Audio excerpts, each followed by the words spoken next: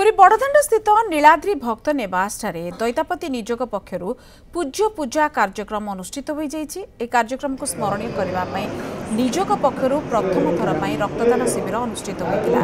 मुख्य अतिथि भाव पुरी सीडीएमओ रूपभानु मिश्र, दैतापति निजोग सभापति जगन्नाथ दास महापात्र, संपादक रामकृष्ण दास महापात्र प्रमुख जोगदे। कार्यक्रम में युव वरिष्ठ दैतापति मैंने सामिल होता बेले स्वेच्छाकृत भाव रक्तदान करते। आज सन्ध्या पूज्य पूजा कार्यक्रम में दैतापति संप्रदायर वयोज्येष्ठ व्यक्ति मानक सम्मानित करा। मुख्य अतिथि भाव राज्य आईन मंत्री पृथ्वीराज हरिचंदन, श्रीमंदिर मुख्य प्रशासक अरविंद पाड़ी, जिलापाल सिद्धार्थ शंकर स्वाई, एसपी पिनाक मिश्र प्रमुख जोगदेवे। आगामी दिन में दैतापति संप्रदायर महिला रक्तदान शिविर अनुष्ठित होगा बोली निजोग संपादक तथा वरिष्ठ सेवायत रामकृष्ण दास महापात्र